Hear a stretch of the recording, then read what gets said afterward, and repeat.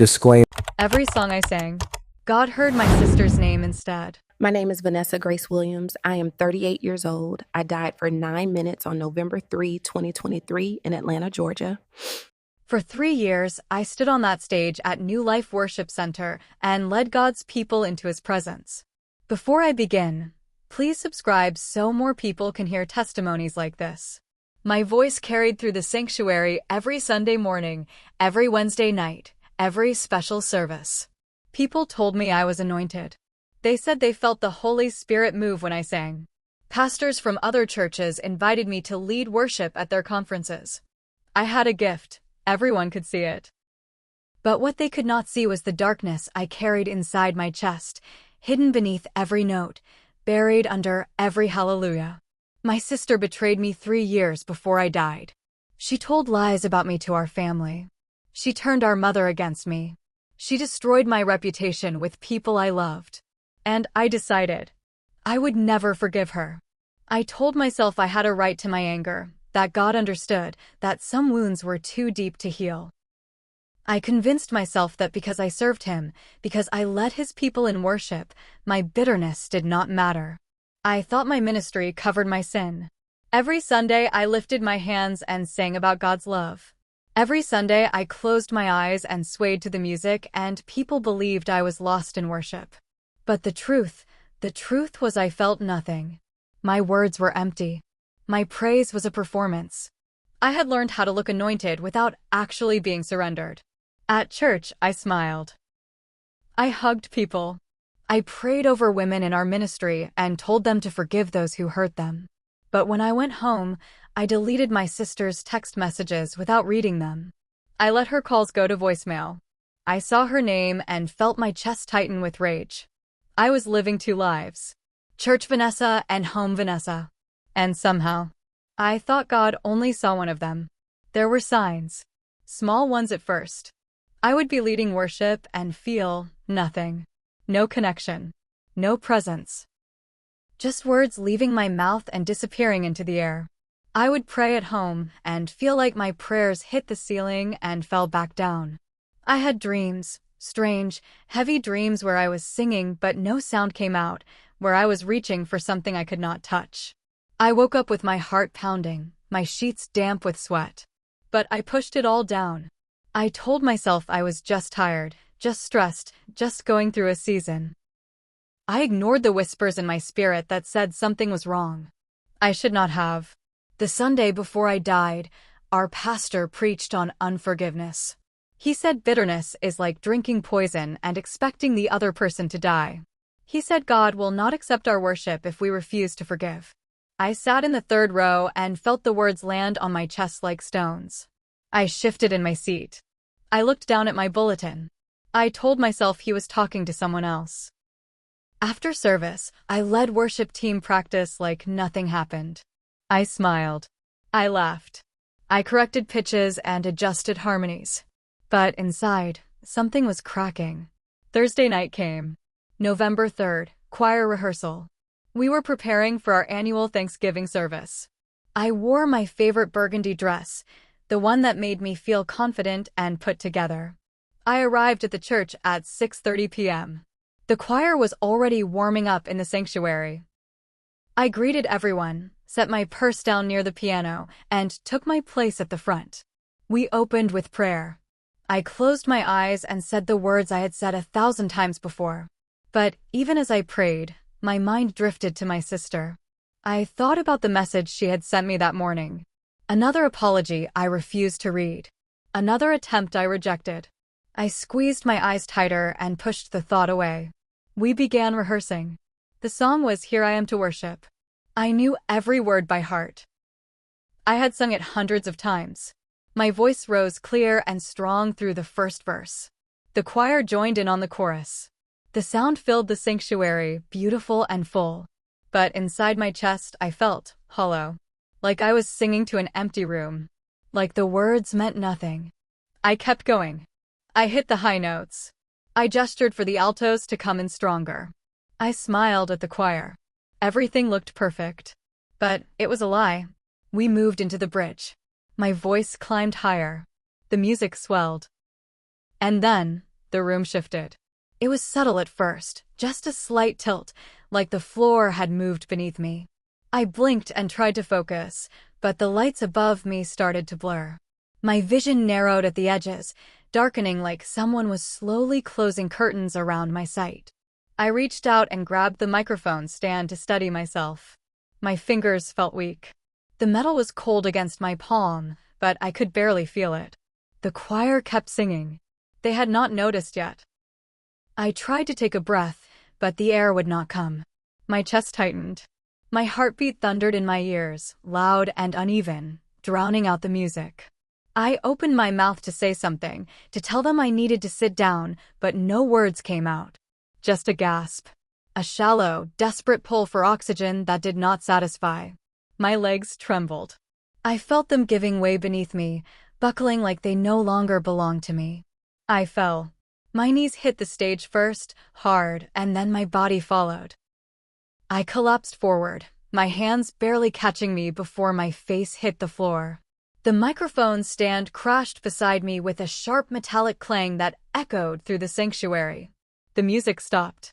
Voices shouted my name. Footsteps rushed toward me. But the sounds were already fading, growing distant and muffled, like I was sinking underwater. Someone rolled me onto my back. I felt hands on my shoulders, on my wrist, checking for a pulse. I tried to open my eyes, but the effort was too much. Darkness pressed in from all sides, heavy and thick. I heard Brother Michael, our choir director, shouting, "Call 911. Call 911 right now." His voice cracked with panic. I wanted to tell him I was okay, that I just needed a moment, but I could not move, could not speak. My body was shutting down, and I was trapped inside it, helpless and terrified. Someone started praying. I heard Sister Patricia crying out to God, her voice shaking. "Please, Jesus, please don't take her, please." I felt pressure on my chest. Brother Michael had started CPR. Hard, rhythmic compressions that sent shocks of pain through my ribs. But the pain was distant, like it was happening to someone else. And then, I felt myself lifting. It was not physical. My body stayed on that floor. But something inside me, my soul, my spirit, it separated. I rose up slowly, and suddenly I could see everything. I was above the stage now, looking down. My body lay still and lifeless below me, Brother Michael's hands pressing against my chest, my burgundy dress crumpled and twisted. My eyes were closed. My skin looked gray. I did not look like I was sleeping. I looked dead. The choir had formed a circle around me. Some were on their knees praying. Others had their phones out, calling for help. I could see their faces clearly. The fear, the tears, the desperation. I wanted to reach out to them, to tell them I was right here, that I could see them, that I was okay. I stretched out my hand toward Sister Patricia, but my fingers passed through her shoulder like she was made of air. Or maybe I was the one made of air. I tried to speak. "I am here. I am right here," but no sound came. My voice had no weight, no substance. I was present but powerless, visible to no one. The reality of it hit me like a punch to the chest. I was no longer part of that world. I was somewhere in between, somewhere I did not understand. Panic surged through me. I tried to scream, but again, nothing. Just silence.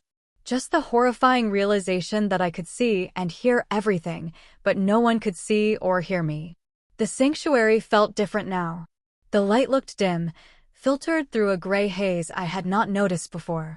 The prayers being lifted around my body sounded hollow, like echoes in a tunnel. I tried to move closer to the circle, but something was pulling me away. Not physically. It was deeper than that. A pull on my very soul, like an invisible hand had wrapped around my chest and was dragging me backward. I fought against it. I tried to anchor myself to the room, to the people, to my body. But the pull grew stronger. Heat began to rise beneath me. Faint at first, like the warmth of summer pavement, but then hotter, heavier, thicker. The air around me changed. It was no longer the cool, air-conditioned atmosphere of the church. It was dense and suffocating, pressing against my skin, my lungs, my very being. I looked down, and the floor of the sanctuary seemed to fade away. The light dimmed further. Shadows stretched long and unnatural. And beneath it all, I heard something. A distant sound. Low and mournful. Groaning. Not loud. Not violent. Just endless. The sound of deep, unshakable regret. I was sinking. Not falling. Being pulled. Dragged down into a darkness I could not escape. I tried to call out to Jesus. I opened my mouth and forced the words out with everything I had. Jesus, help me, please, but the name felt strange on my lips. Heavy. Like I had no right to say it. Like the word carried no authority when I spoke it. The darkness thickened. The heat intensified. My chest tightened with a fear I had never known. And then I heard it. A whisper. Not from the room. Not from the people praying.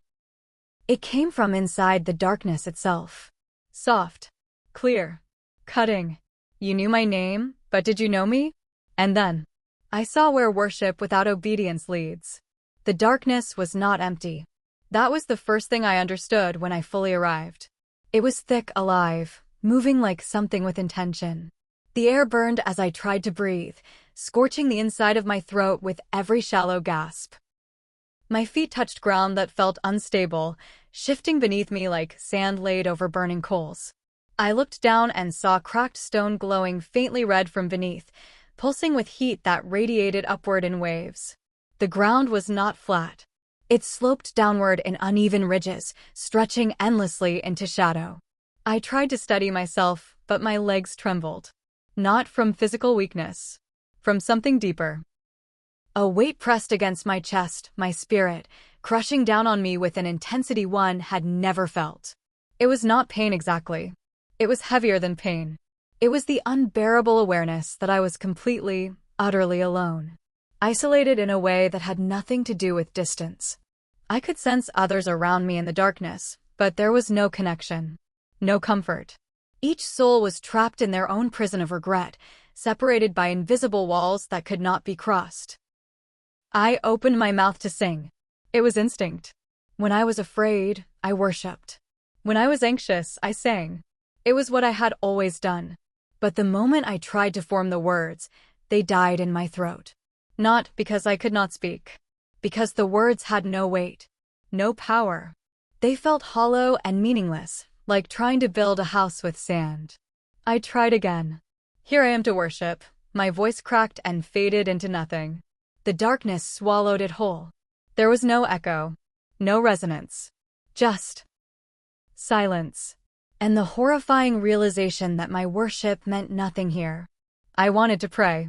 I squeezed my eyes shut and tried to call out to God, but the prayers felt blocked, like they could not rise past the thick, oppressive atmosphere pressing down on me. Every word I tried to speak felt like it bounced back and hit me in the chest. I had spent years leading others in prayer, teaching them how to reach God, but now I could not reach Him myself. The distance between us felt infinite. Unbridgeable. And I understood, with a clarity that shattered me, that the distance was not because God had moved. It was because I had. Then I saw them. At first, they were just shadows in the distance, motionless silhouettes against the faint red glow. But as my eyes adjusted to the oppressive dimness, I began to see details. Rows and rows of people standing scattered across the uneven landscape. Not moving. Not speaking. Just standing. Frozen. And what broke me was what they were wearing. Suits. Dresses. Blazers. Skirts. Church clothes. Sunday attire. Some had choir robes draped over their shoulders, the fabric hanging limp and stained with ash. Others wore name tags pinned to their chests, the kind you get at conferences and ministry events. I saw one man in a full three-piece suit, his Bible still clutched in his right hand, his face turned downward in a permanent expression of shock. My breath caught in my throat. These were not random souls. These were church people. Ministry people. People who had sat in pews, sung in choirs, served on boards, preached from pulpits. People who looked exactly like me. And they were here. In this place. In hell.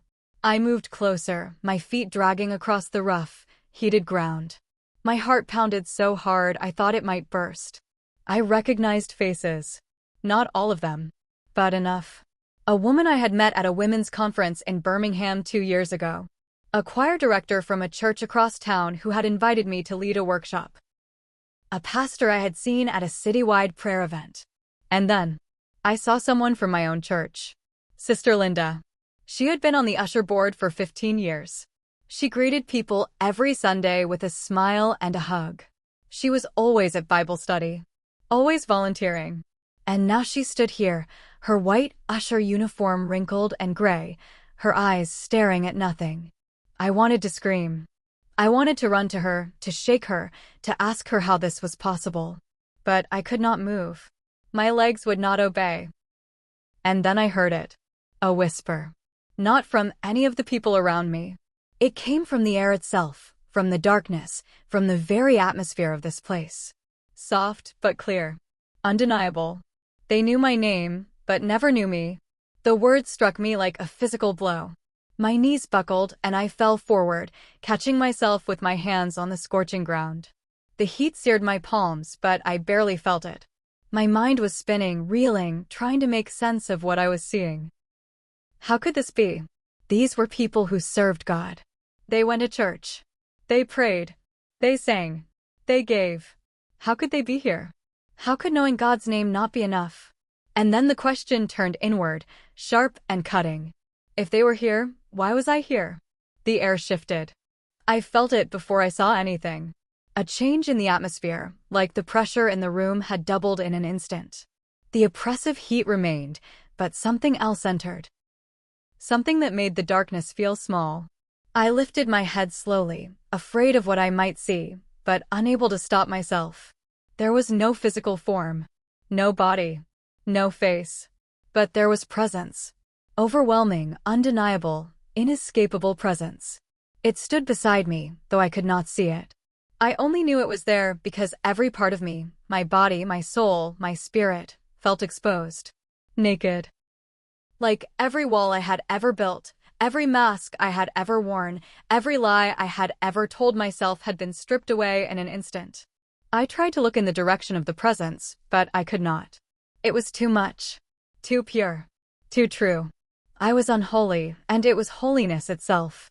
The contrast was unbearable. I turned my face away, trembling, my whole body shaking uncontrollably. And then it spoke. Not with sound. Not with words that hit my ears. It spoke directly into my spirit, bypassing everything external and landing with perfect clarity in the deepest part of me. You led my people in worship, but your heart was divided. I gasped. The words cut through me like a blade, sharp and precise. I wanted to defend myself. I wanted to explain. I wanted to say that I had tried, that I had served, that I had given years of my life to leading worship. But before I could form a single thought in my defense, the voice continued. I reject worship from those who refuse to forgive. My chest tightened. My throat closed. I could not breathe. The truth of it hit me with crushing force. Every Sunday I had stood on that stage and lifted my hands and sung about God's love and mercy while refusing to show mercy to my own sister. Every prayer I had prayed over women in ministry, encouraging them to forgive those who hurt them, while I held bitterness in my own heart like a treasure I refused to release. I had been living a lie. A beautiful, polished, anointed-looking lie. And God had seen it all. The presence spoke again, and this time the words were even harder to bear. You knew my word. You sang my songs. You spoke my name. But you did not obey me. And worship without obedience is not worship at all. It is noise. I collapsed fully then, my face pressed against the burning ground, my body racked with sobs that had no sound. I wanted to argue. I wanted to say that I had been hurt, that my sister had betrayed me, that I had a right to my anger. But every excuse I tried to form died before it could leave my lips. Because I knew. Deep down, I had always known. Unforgiveness had been my choice. Bitterness had been my prison. And I had chosen it over obedience. I had chosen my anger over God's command. And now, I was paying the price. The voice softened slightly, but the weight of it remained. Many serve me in public but reject me in private. Many lead others while refusing to follow me themselves. Many sing of love while living in hatred. And I see what no one else sees. I thought of all the compliments I had received. All the people who told me I was anointed, gifted, powerful in worship. I thought of the invitations to sing at other churches, the requests for my time and my voice. I had believed them. I had believed that my gift proved my relationship with God. But now I understood. My gift had never been the proof. My heart was the proof. And my heart had been far from Him. The presence continued, and each word landed with devastating clarity. Your sister reached out to you. Again and again. She asked for forgiveness. She tried to reconcile. And you turned her away. You deleted her messages. You ignored her calls. You hardened your heart. And every time you did, you pushed me further away. Because if you do not forgive, neither will your Father forgive you. I saw her face in my mind. My sister. Her texts. Her voicemails. The birthday card she had sent last year that I threw away without opening. The message she left 2 weeks before I died, her voice breaking as she begged me to talk to her. I had felt powerful in my refusal. Justified. Strong. But I had not been strong. I had been prideful. Stubborn. And spiritually dead. You cannot love me and hate your brother, the voice said. You cannot worship me and refuse to forgive. You cannot lead others to me while your own heart remains far from me. Religion without relationship is death. And hell is filled with people who thought church attendance was salvation. The weight of those words crushed me. I had been so focused on my service, my position, my reputation, that I had completely missed the condition of my own soul. I had been religious, devoted, active, but I had not been surrendered. I had not been His. I had been mine. And now it was too late. Or so I thought. The presence remained beside me, and though I could not see it, I felt it shift. The atmosphere changed again, becoming even heavier, more intense. And then something happened that I was not prepared for. A curtain lifted. Not a physical one. A spiritual one. Like a veil had been pulled back from my eyes, and suddenly I could see beyond the surface of this place. I could see into the deeper reality of what hell truly was. And what I saw destroyed me. The rows of people I had seen before, the ones in church clothes, holding Bibles, wearing choir robes, they began to separate into groups. Not by choice. By the nature of what had brought them here. I saw them clearly now, categorized not by God's cruelty, but by their own repeated choices. Each group was distinct, and yet they all shared one common thread. They had known about God. They had been involved in church. But they had never truly known Him. The first group I saw were worship leaders and musicians. Dozens of them. Maybe more. Men and women who had stood on stages, just like I had, leading congregations into what they called God's presence. But their lives outside of those Sunday moments had been filled with compromise. Secret sin. Hidden addictions. I saw a man who had led worship at his church for 20 years while cheating on his wife.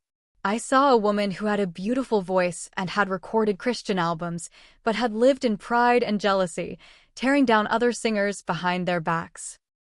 I saw myself among them, and the shame was unbearable. The second group were preachers and teachers. Pastors. Evangelists. Bible study leaders. People who had spoken God's word with authority and conviction. But they had not lived it. I saw a man who had preached against greed while embezzling money from his church. I saw a woman who had taught on humility while treating her staff like servants beneath her.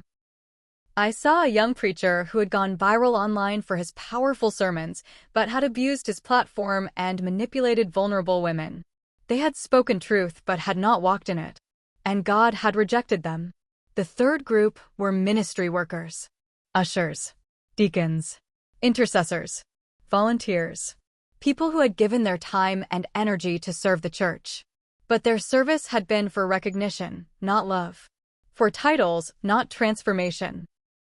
I saw people who had fought over positions, who had gossiped in prayer meetings, who had judged others while considering themselves righteous because they showed up every week. Their service had been self-serving, and God had seen through it. The fourth group were faithful church members. People who had never missed a Sunday. who had tithed regularly, who had been baptized and confirmed and involved. But they had never truly surrendered their lives to God. Church had been a routine, not a relationship. A social gathering, not a spiritual transformation. They had attended but had never repented. They had participated but had never submitted. And when their lives ended, they discovered that attendance was not salvation. And then I saw the fifth group. My group. People who had refused to forgive. We stood scattered among the others, but I could see the common mark on all of us. Chains. Spiritual chains wrapped around our chests, our hearts, binding us in the very bitterness we had chosen to hold on to. Some had refused to forgive a spouse, others a parent, a friend, a church member. It did not matter who. What mattered was that we had made unforgiveness our identity, and in doing so, we had locked ourselves out of God's presence. The voice spoke again, and this time it carried a grief that made me weep. Religion without relationship is death. Millions fall because they believed that knowing about me was the same as knowing me.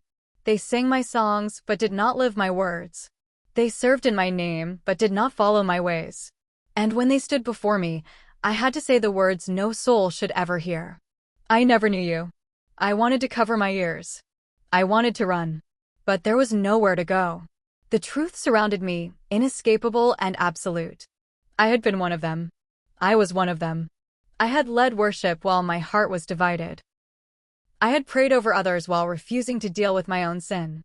I had built a reputation as an anointed woman of God while living in spiritual rebellion. And now I was seeing the cost. Then the curtain lifted further, and I saw my own life. Not in flashes. Not in glimpses. In full, painful, undeniable detail. Every moment I had forgotten. Every choice I had justified. Every compromise I had made. It played before me like a film I could not pause or stop. I saw myself on Sunday mornings, standing on the stage at New Life Worship Center, my hands raised, my eyes closed, my voice strong and clear. The congregation sang with me, their faces lifted, some with tears streaming down their cheeks. They believed I was leading them into God's presence. But I saw what they could not see. My heart. And it was cold. Hard. Closed. I was singing words I did not mean. Leading people to a place I was not walking in myself. I saw myself after service, standing in the lobby, hugging women, praying over them, telling them to forgive those who hurt them, to let go of bitterness, to trust God with their pain. My words were right. My tone was compassionate. But I was a liar. Because the moment I went home, I did the exact opposite of what I had just preached. I saw myself sitting on my couch, my phone in my hand, scrolling through text messages from my sister. Apologies. Explanations. Pleas for reconciliation. And I saw myself deleting them. One by one. Without reading them. Without responding. Without caring. My face was cold. My jaw was set. And my heart was stone. I saw a specific moment that broke me. It was a Wednesday night, 6 months before I died. My sister had called me. I was in my car, driving home from choir practice. Her name appeared on my screen and I stared at it, my finger hovering over the answer button. I could have picked up. I could have listened. But instead, I pressed decline and tossed my phone onto the passenger seat. And as I drove, I sang. I sang a worship song about God's mercy and grace, my voice filling the car, beautiful and powerful. But inside, I felt nothing. I was numb. And I did not care. I saw another moment. A Sunday morning. I had just finished leading worship. The congregation was still standing, hands raised, some people crying. The presence of God was heavy in the room. Or at least, it should have been. But I felt disconnected. I looked out at the people and felt nothing. No joy. No peace. No connection. I went through the motions. I smiled. I gestured for the choir to sing softer. I closed my eyes and pretended to be lost in worship. But I was empty. And I knew it. And instead of stopping, instead of stepping down and dealing with my heart, I just kept performing. Week after week. Month after month. Year after year. The voice spoke into the silence, and its words pierced me. You preached my word but did not live it. You corrected others while ignoring your own sin. You led people to me while walking away from yourself. I collapsed again, my entire body shaking, my spirit breaking under the weight of the truth. I wanted to defend myself. I wanted to say that I had tried. But I had not tried. I had chosen. Every single time, I had chosen my pride over obedience, my anger over forgiveness, my reputation over repentance. And the voice confirmed what I already knew. You were becoming what you refused to change. That sentence shattered me completely. Because it was true. I had refused to forgive my sister, and in refusing, I had become bitter, cold, hard, spiritually dead. I had not realized it was happening. Or maybe I had, and I just did not care. Either way, the result was the same. I had drifted so far from God that I could no longer feel Him. And instead of running back to Him, I had just kept pretending. Kept performing. Kept leading others while losing myself. The presence showed me one final image. My sister's face. Not angry. Not vengeful. Just sad. I saw her sitting in her living room, her phone in her hand, tears running down her face as she typed out another message to me. Another apology I would never read. Another attempt at reconciliation I would reject.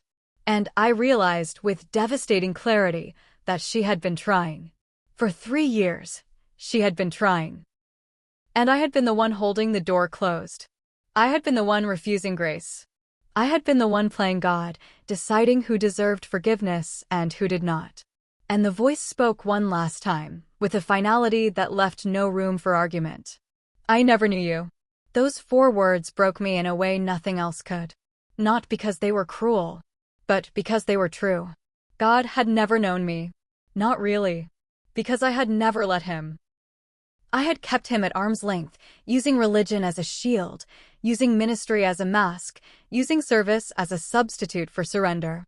I had wanted His blessings, His anointing, His gifts, but I had not wanted Him. Not fully. Not completely. And now, it was over. Or so I thought. Because just when the heat became unbearable, when I had nothing left, the darkness cracked. The words, "I never knew you," hung in the air like a final verdict. I had nothing left. No defense. No excuse. No hope. The heat pressed down on me with crushing force, and I felt myself sinking deeper into the reality of what I had become. This was it. This was the end. I had wasted my life performing religion while rejecting relationship, and now eternity stretched before me, endless, isolated, unbearable. But then, something changed. A burst of light tore through the darkness with violent force, so bright and sudden that I threw my hands up to shield my face. The oppressive heat that had surrounded me began to retreat, pushed back by something far more powerful. The shadows that had been closing in scattered like smoke blown by a strong wind. And in the midst of that light, I felt a hand. Not saw it. Felt it. Strong. Steady. Reaching toward me with undeniable authority. A voice spoke, and it was the same voice that had confronted me, but now it carried a different tone. Not condemnation. Command. Your time is not finished.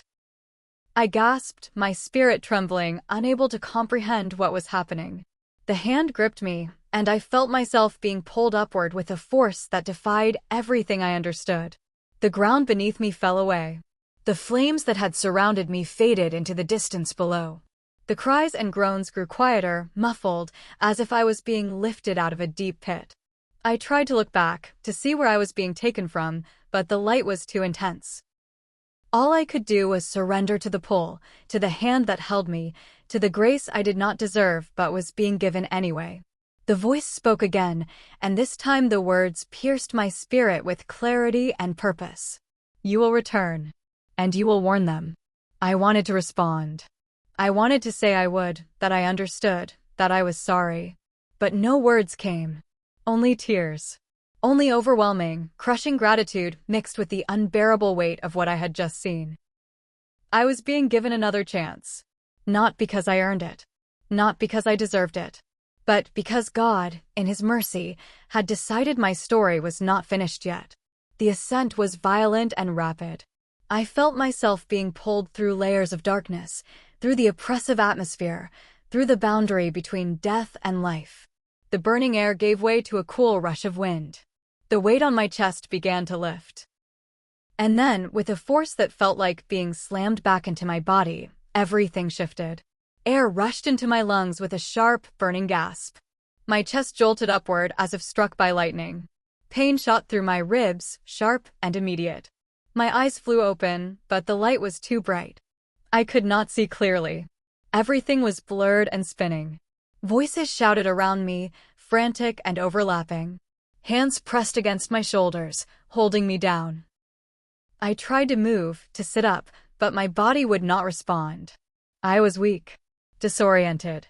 My throat was raw, and every breath felt like fire. "Stay with us. Stay with us." Brother Michael's voice broke through the chaos.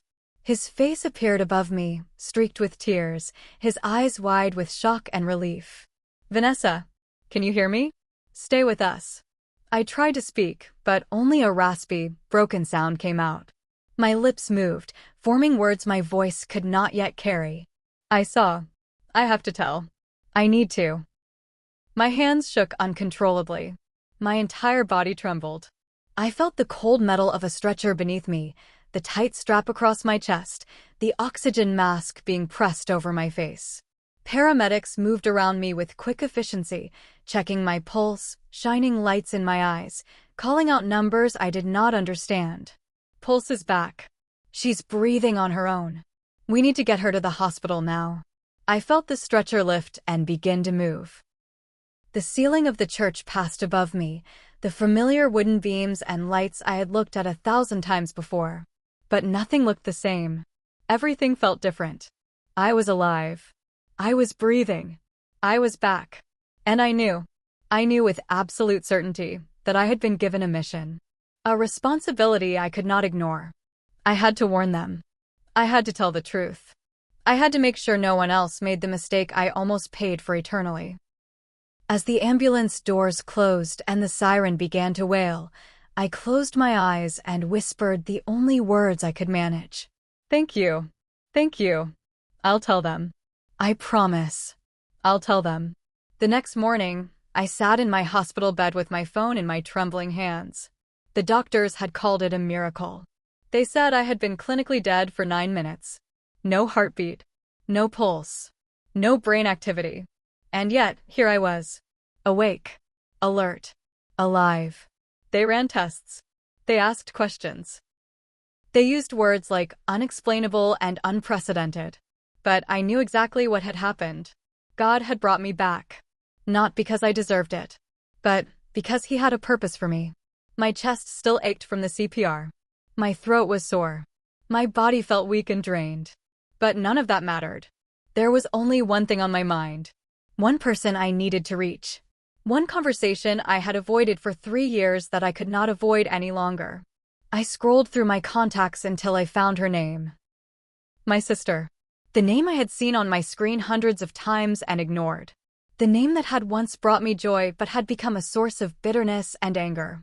My finger hovered over the call button, and for a moment, fear gripped me. What if she did not answer? What if she had finally given up on me? What if it was too late? But then I remembered the heat, the darkness, the chains of unforgiveness wrapped around my chest. The voice telling me that my refusal to forgive had separated me from God. And I pressed call. The phone rang once, twice, 3 times. My heart pounded so hard I thought it might give out again. And then, she answered. "Hello." Her voice was cautious, guarded. And I did not blame her. I opened my mouth to speak, but the words caught in my throat. Tears filled my eyes and spilled down my cheeks before I could stop them. My voice cracked as I finally managed to say what I should have said 3 years ago. "It's me, Vanessa. I'm so sorry." There was silence on the other end, long and heavy. And then I heard it. A soft, broken sob. "Vanessa?" Her voice trembled. "Is that really you?" "Yes," I whispered, my tears falling faster now. "I'm sorry. I was wrong. I was so wrong. What you did hurt me, but I let that hurt turn into hatred. I refused to forgive you. I ignored you. I pushed you away. And I was wrong. Please, please forgive me. She was crying now too. I could hear it through the phone, the sound of years of pain and rejection finally being released. And then she said the words I did not deserve but desperately needed. I forgive you. I've always forgiven you. I just wanted my sister back. We cried together for a long time. No more words.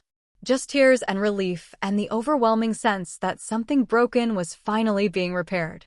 When we finally spoke again, I told her everything. About dying. About what I saw. About the warning I was given. And she listened. Not with judgment. Not with fear. But with love. The kind of love I had refused to accept for so long. When I hung up the phone, I felt something I had not felt in years. Peace.